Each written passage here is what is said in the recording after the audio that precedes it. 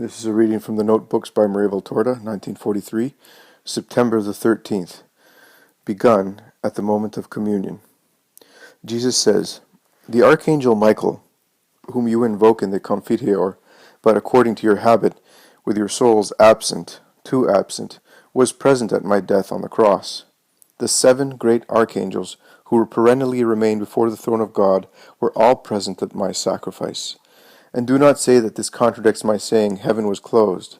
The Father, I repeat," footnote, in reference to the dictation of September the 5th, "was absent, distant, at the moment in which the great victim accomplished the immolation for the salvation of the world.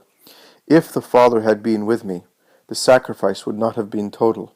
It would only have been the sacrifice of the flesh condemned to death. But I had to accomplish the total holocaust.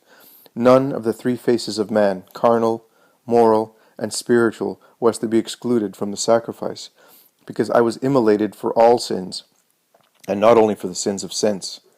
Now then, it is understandable that my moral and spiritual aspects also had to be crushed, annihilated, under the millstone of the tremendous sacrifice, and it is also comprehensible that my spirit would not have suffered if it had been fused with that of the Father.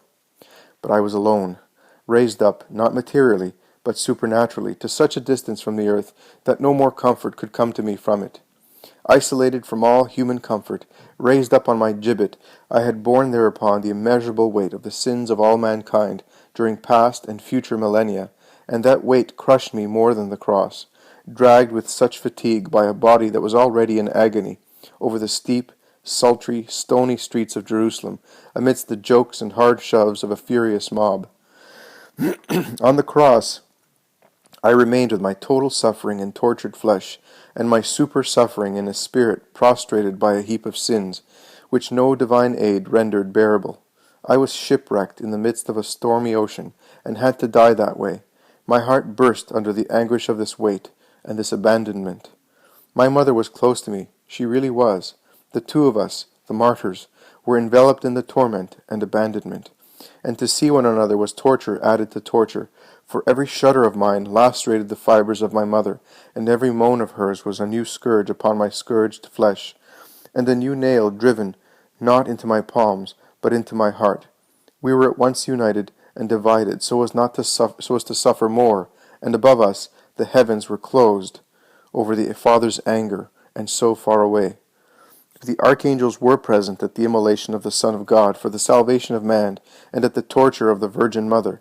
And if it is stated in the Apocalypse that in the last times an angel will make the offering of the holiest incense to the throne of God, before sprinkling the first fire of divine wrath upon the earth, how can you fail to think that among the prayers of the saints, enduring incense, worthy of the Most High, first of all are the tears, more prayerful than any words, of my blessed Holy One, my most sweet martyr, my mother, gathered in by the angel who bore the announcement and who received the consent, the angelic witness to the supernatural nuptials, whereby the divine nature contracted a bond with human nature, attracted flesh to its heights, and lowered its spirit to become flesh, for the sake of peace between man and God.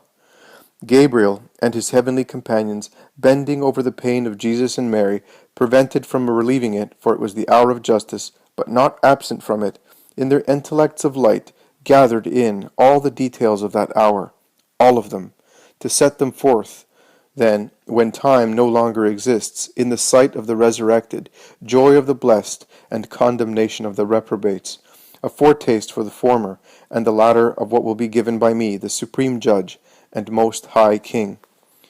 Jesus began to speak while I was saying the Confiteor, and my mind saw Gabriel, golden light, bending in adoration of the cross, I think, but I did not see the cross. In addition, today, while carefully leafing through the typewritten pages to correct the smallest errors in transcription, so that there will be no blunders which alter the thought, I found my comment dated May 31st on the destruction of Jerusalem. I remember the impression I got that day on reading St. Luke 21, verses 20 to 24. I said that day, I understood that there is a reference to all of us. I did not see clearly, but I was left under the painful impression. Today, I reread St. Luke, and it seems to me, unfortunately, that the passage correctly fits our unhappy circumstances. Jesus is speaking to me today about 7 archangels who always remain before the throne of God. Are they really there, or is it an allegorical number? I looked in the Bible, but I found nothing in this regard. This must be one of those gaps Jesus talks about on June the 11th.